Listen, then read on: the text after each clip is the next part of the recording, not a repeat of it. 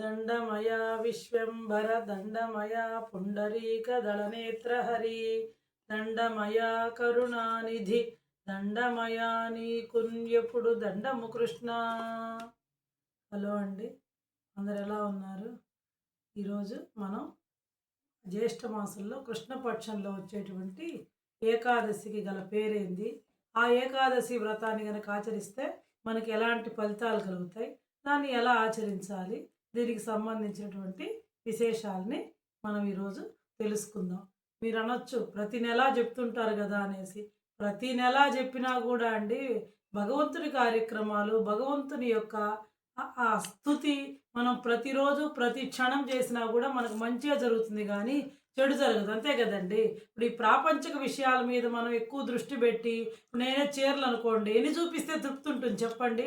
ఎవరికి నచ్చింది వాళ్ళు ఎలాగో కొనుక్కుంటారు. దానివల్ల అందరికీ డబ్బులున్న వాళ్ళు ఉండరు కదండి సమాజంలో. ఈ డబ్బులు లేనటువంటి వాళ్ళు కూడా కొంతమంది ఏమవుతారంటే టెంప్ట్ అయ్యి, చూడు లేనిపోని వాళ్ళ ఇంట్లో కూడా ఈ సమస్యలు ప్రారంభమవుతాయి అనమాట. ఎవరికి నచ్చింది ఎలా కొనుక్కోవాలో అందరికీ తెలిసి ఈ రోజుల్లో ఎవరికి చెప్పాల్సినటువంటి అవసరం లే. ఆన్లైన్ ఫెసిలిటీస్ ఉన్నాయి, షాపుల్లో ఉన్నాయి. ఎవరి తాహతని బట్టి, ఎవరి శక్తిని బట్టి వాళ్ళు ఆఫర్లని అదని ఇదని కొనుక్కుంటారు. ప్రత్యేకంగా ఇదిగో ఈ ఆఫర్లు ఇస్తే ఎప్పుడో ఒకసారి కొనుక్కోవడం సహజం, సంవత్సరానికి 2 సార్లు 3 సార్లు అంతే కదండి. మనలాంటి మధ్యతరగతి వాళ్ళము రోజు వారం వారం నెలకు నెల లేదా కట్టిన చీర కట్టకుండా మనం కట్టలేం కదా, అంత శక్తి మనకు లేదు కదా.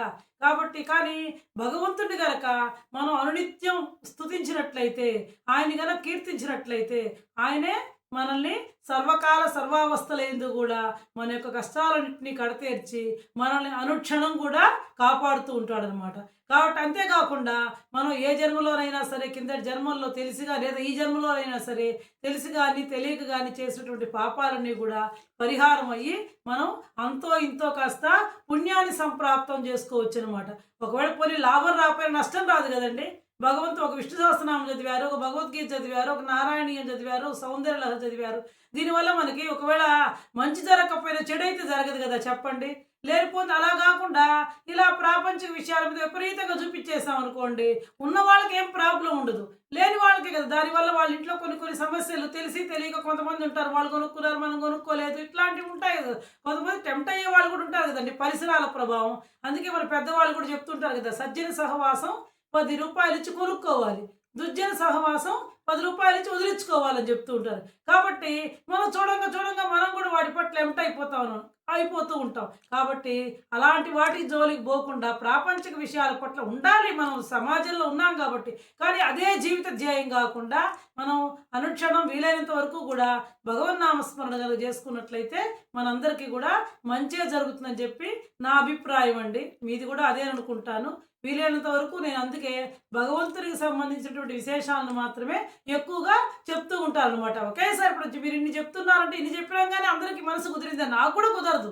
కానీ అనగననగ రాగమతి శైల్లుచునుండు తినగ తినగ వేపు తీయనుండు సాధనముల పనులు సమకూరు ధరలోన విశ్వదాభిరామ వినురవేమ అని యోగి వేమన గారు ఎప్పుడో చెప్పినట్టు మనకు కూడా మన పెద్దవాళ్ళు కూడా చెప్తుంటారు, పాడంగా పాడంగా రాగం, మూలగంగా మూలగంగా రోగం అని చెప్తూ ఉంటారు.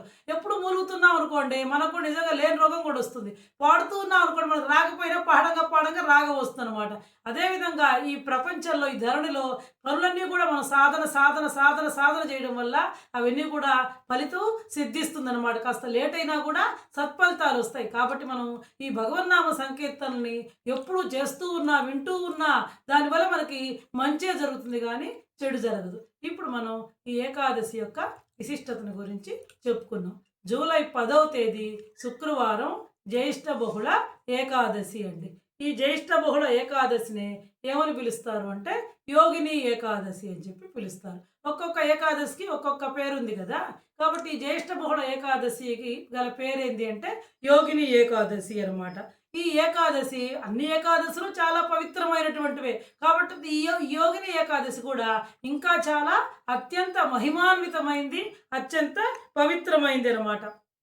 ఈ వ్రతాన్ని మెయిన్ ఏంటంటే ఈ యోగిని ఏకాదశి వ్రతాన్ని ఆచరించడం వల్ల భయంకరమైనటువంటి కుష్టు వ్యాధి లాంటి వ్యాధులు కూడా నయమైపోతాయి అన్నమాట. చూడండి, మనం ఏ పూజ చేసినప్పుడు 16 ఫలాలు గౌరీదేవి చేస్తాం, సత్యనారాయణ స్వామి వ్రతం చేస్తాం, ఇలాంటివి ఏది చేసినా కూడా దానికి సంబంధించి కథ చదువుతాం. ఆ కథ చదివితేనే మనకి ఆ వ్రతము సంపూర్ణమవుతుంది అని చెప్పి ఆ కథ చదివి అక్షంతలు దేవుడి మీద వేసి మన నెత్తి మీద కూడా 2 వేసుకుంటాం. అప్పుడే మనం చేసినటువంటి పూజ కానీ వ్రతం కానీ సంపూర్తి అవుతుంది అని చెప్పి మనం అనుకుంటాం కదా. కాబట్టి అదేవిధంగా యోగిని ఏకాదశి వ్రతాన్ని ఎవరైతే ఆచరిస్తారో దాని యొక్క ఫలితం ఏంటంటే వాళ్ళకున్న సకల పాపాలు కూడా తొలగిపోయి భయంకరమైనటువంటి రోగాల నుంచి, కుష్ఠవ్యాధి లాంటి రోగాల నుంచి కూడా వాళ్ళకి విముక్తి కలుగుతుంది అనమాట. అంతేకాకుండా ఈ యోగిని ఏకాదశి రోజు ఏం చెయ్యాలి అంటే శ్రీ లక్ష్మీనారాయణులని తులసి దళాలతో, ఆయనకి ఇంకేం అవసరం లేదు, తులసి దళాలతో చక్కగా పూజించి, ఇంకా లక్ష్మీనారాయణతో పాటు ఎవరిని పూజించాలంటే తులసి మాతని కూడా ప్రత్యేకంగా పూజ చేయడం ద్వారా ఈ లక్ష్మీనారాయణుల యొక్క అనుగ్రహం కలుగుతుంది. అదేవిధంగా గోమాతని కూడా చక్కగా, ఎందుకంటే గోవు సకల దేవతా స్వరూపం కాబట్టి చక్కగా గోమాతని కూడా పూజించవచ్చు అనమాట. దీనికి సంబంధించి ఇది యోగిని ఏకాదశి. ఏకాదశి వ్రతం అంటే మీకు తెలిసిందే కదండి, నియమ నిబంధనలని మనం ప్రతిసారి చెప్పుకుంటున్న దశమి రోజు నుంచే ప్రారంభమవుతుంది.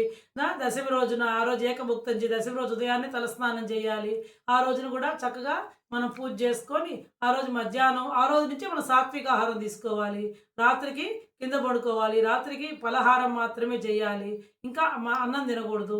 ఏకాదశి రోజు ఉదయాన్నే ఆ రోజు తల రుద్దుకోకూడదు. ఏకాదశి రోజు వరకు తల మీద స్నానం చేసి సూర్యోదయపూర్వమే లేచి తలస్నానం చేసి ఆ రోజంతా నిరాహారంగా ఉండాలి. కాకపోతే మన శరీరం ఏ మేరకైతే సహకరిస్తుందో ఆ మేరకు ఉపవాసం ఉండాలని చెప్పి నేను ప్రతి ఒక్కళ్ళకు కూడా నేను ప్రతిసారి చెప్పినప్పుడు కూడా విజ్ఞప్తి చేస్తున్నాను. ఉపవాసము అంటే భగవంతుడికి సమీపంగా, అంటే భగవంతుడి గురించి అనుక్షణం మన మనసులో రమిస్తూ ధ్యానం చేస్తూ ఉండడం, ఆయన సన్నిధిలో నివసించడమే ఉపవాసం. అంతేగాని కేవలం తినకుండా ఉండి మన పనులు మనం చేసుకోవడం, పిచ్చి పిచ్చి పనులు చేయడం ఉపవాసం కాదండి. కానీ ప్రతి ఒక్కళ్ళు కూడా ఈ విషయాన్ని గుర్తుపెట్టుకొని, ఎందుకంటే ఈ రోజుల్లో అందరికీ షుగర్లు, బీపీలు ఎక్కువగా ఉన్నాయి కాబట్టి మీకు శరీరానికి తగినటువంటి ఆహారం తీసుకొని ఆ రోజంతా కూడా ఉపవాసం.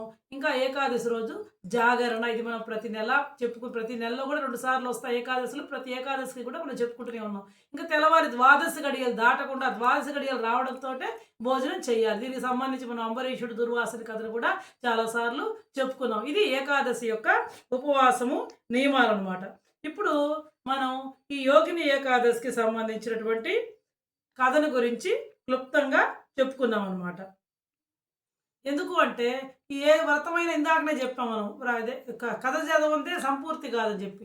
యోగిని ఏకాదశికి సంబంధించినటువంటి కథను గురించి నేను మీకు ఇప్పుడు క్లుప్తంగా తెలియజేస్తానన్నమాట. ఈ వ్రతాన్ని కనుక చేస్తే మనకేం లభిస్తుందని చెప్పాను, సకల పాపాలు కూడా తొలగిపోతాయి అన్నమాట. కుష్టు వ్యాధిగ్రస్తుడైనటువంటి హేమాలి కథ అనమాట. యోగిని ఏకాదశి యొక్క వ్రతాన్ని ఆచరించి ఆయన తన యొక్క కుష్టి వ్యాధిని ఎలా రూపుమాపుకున్నాడో, ఇంకా ఆ రోజు ఉపవాసం ఉండడం వల్ల భయంకరమైనటువంటి వ్యాధులన్నీ కూడా తొలగిపోతాయని చెప్పి మనకు పురాణాల్లో తెలియజేయడం జరిగిందనమాట. ఇంకా దీనికి సంబంధించిన కథని ఎవరిని అడిగారంటే, పాండవులు తెలుసు కదా మీకు, ధర్మరాజు, భీముడు, అర్జునుడు, నకులుడు, సహదేవుడు. పాండవుల అగ్రజుడైనటువంటి ధర్మరాజు శ్రీకృష్ణ పరమాత్మని అడిగాడనమాట. అడిగితే అప్పుడు యోగిని ఏకాదశి వ్రత కథని సాక్షాత్ స్వయంగా ఆ శ్రీకృష్ణ పరమాత్మే ధర్మరాజుకి చెప్పాడనమాట. ఇది దేంట్లో ఉందంటే, వ్యాస మహర్షి అష్టాదశ పురాణాలు 18 పురాణాలు రచించాడు కదా. భవిష్య పురాణం ప్రకారం ఈ యోగిని ఏకాదశి పరమ పవిత్రమైంది కాబట్టి ఈ యోగిని ఏకాదశి వ్రతాన్ని ఆచరించి కుబేరుని యొక్క సేవకుడు ఈ కుష్టి వ్యాధి నుండి ఎలా విముక్తి పొందాడో మనం ఇప్పుడు ఈ కథ ద్వారా తెలుసుకుందాం అన్నమాట. ఇది ఎవరు చెప్పారు? సాక్షాత్ శ్రీకృష్ణ పరమాత్మ ధర్మరాజుకు చెప్పినటువంటి కథ అన్నమాట. పూర్వకాలంలో అలకాపురిని కుబేరుడు తెలుసు కదా మనకి, ధనానికి అధిపతి కుబేరుడు అనమాట. కాబట్టి అలకాపురిని పరిపాలించేటువంటి ఈ కుబేరుడు పరమ శివభక్తుడు అనమాట. అంతేగాక సంపదలకు కూడా ఆయన అధిదేవత కాబట్టి ఆయన ప్రతినిత్యం కూడా శివుణ్ణి ఆరాధిస్తూ ఉంటాడు అనమాట. కాబట్టి ఆ కుబేరుని సేవకుడు అయినటువంటి హేమాలి ప్రతిరోజు కూడా ఈ కుబేరుడు ఆచరించేటువంటి శివ పూజ కోసం మానస సరోవరం వెళ్ళి అక్కడి నుంచి అరుదైనటువంటి ఎక్కడా దొరకని పుష్పాలని, కేవలం మానస సరోవరంలో మాత్రమే దొరికేటువంటి పుష్పాలని తీసుకొస్తూ ఉండేవాడు అనమాట రోజు కూడా. ఒకరోజు ఏమంటే హేమాలి తన భార్య, వయసు కదండి, ఆయన కూడా మంచి యవనంలో ఉన్నాడు పాపం, ఆ కుబేరుని యొక్క సేవకుడు అనేటువంటి హేమాలి ఒకరోజు భార్య మోజులో పడిపోయి ఆ కుబేరుని యొక్క పూజకి పూలు తీసుకురావడం మర్చిపోయాడు అనమాట. పాపం ఒక రోజే కదా రోజు తెచ్చిస్తున్నాడు మానస సరోవరం నుంచి. కాకపోతే ఒకరోజు మర్చిపోయాడనమాట. కానీ రాజు కదా అండి. దాంతోటి కుబేరుడు భగవంతుని పూజ పట్ల నీకంత నిర్లక్ష్యం ఉండకూడదు అని చెప్పేసి అప్పుడు ఆయన్ని కుబేరుడు ఆగ్రహించి ఆ హేమాల్ని శపించాట. ఏమని అంటే కుష్టు వ్యాధి అని చెప్పేసి. పాపం ఈ కుబేరుని శాప ఫలితంగా హేమాలి ఆయన యొక్క భార్యకు దూరం అయిపోయి కుష్టు వ్యాధిగ్రస్తుడై భూలోకానికి చేరుకుంటాడు అనమాట. ఇంకా భార్యకు దూరం అయిపోయి శరీరం అంతా కుష్టి వ్యాధి సంప్రాప్తమై భూలోకానికి చేరుకుంటాడు. హేమాలి అప్పుడు ఆయన తిరుగుతూ ఉండగా ఒక చోట ఆయనకి మార్కండేయ మహర్షి తారసపడతాడనమాట. అప్పుడు మార్కండేయ మహర్షి వద్ద ఈ హేమాలి తన యొక్క కష్టాన్నంతా కూడా చెప్పుకొని నాకు ఈ శాప విమోచనం ఎలా అవుతుంది, దీని పీడ ఎలా విరుగుడవుతుందో చెప్పండి అని చెప్పి ఈ హేమాలి ఎవరంటే కుబేరుని యొక్క సేవకుడు ఆయన మార్కండేయ మహర్షిని అడుగుతాడనమాట. అప్పుడు ఆయన దానికి ఉపశమనం చెప్తాడనమాట. మార్కండేయ మహర్షి ఏం చెప్తాడంటే నువ్వు చేసినటువంటి పాపానికి పరిహారంగా ఈ యోగిని ఏకాదశి అంటే జ్యేష్ఠ మాసంలో కృష్ణపక్షంలో వచ్చేటువంటి ఏకాదశి రోజున ఉపవాసం చేసి ఆ రోజు శ్రీ లక్ష్మీనారాయణని తులసి మాతని భక్తి శ్రద్ధలతో పూజించు అని చెప్పి సూచిస్తాడు. కాబట్టి మార్కండేయ మహర్షి చెప్పిన ప్రకారంగా ఈ హేమాలి కూడా యోగిని ఏకాదశి వ్రతాన్ని నియమ నిష్టలతో ఆచరించి ఈ శాప విముక్తిని పొందుతాడనమాట. ఆయన చెప్పాడు కదా నియమనిష్టలతో ఆచరించు అని చెప్పి. అదేవిధంగా భక్తి శ్రద్ధలతోటి ముందర నియమనిష్టలు భక్తి శ్రద్ధ కూడా ముఖ్యం కాబట్టి ఆ భక్తి శ్రద్ధలతోటి నియమనిష్టలతోటి ఈ హేమాలు కూడా మార్కండేయ మహర్షి చెప్పిన ప్రకారంగా యోగిని ఏకాదశి వ్రతాన్ని ఆచరించి శాప విముక్తి పొందుతాడనమాట. మళ్ళీ ఎప్పుడైతే ఆయన కుష్టి వ్యాధి తగ్గిపోయిందో ఆయన మళ్ళీ తిరిగి స్వర్గానికి చేరుకుంటాడనమాట. ఈ కథని శ్రీకృష్ణుడు ఎవరికి చెప్పాడంటే ధర్మరాజుకు చెప్పి వాళ్ళు అప్పుడు వనవాసంలో ఉన్నారనమాట. వనవాసం అంటే అరణ్యవాసం చేస్తున్నప్పుడు కష్టాలే కదా పాపం. ఆ కష్టాలు పడుతున్నటువంటి పాండవుల చేత కూడా సాక్షాత్ శ్రీకృష్ణ పరమాత్మే స్వయంగా ఈ యోగిని ఏకాదశి వ్రతాన్ని ఆచరింపజేసి వాళ్ళకి ఈ కథని చెప్పాడనమాట.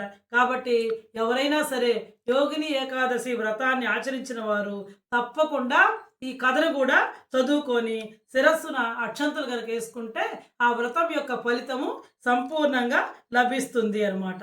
ఎవరైనా సరే నియమనిష్టలతోటి భక్తి శ్రద్ధలతోటి యోగిని ఏకాదశి వ్రతాన్ని ఎవరైతే ఆచరిస్తారో వాళ్ళు ఈ జన్మలో కానీ దాకా నేను చెప్పా తెలిసి కానీ తెలియక కానీ చేసిన పాపాలన్నీ కూడా పరిహారం అవుతాయి.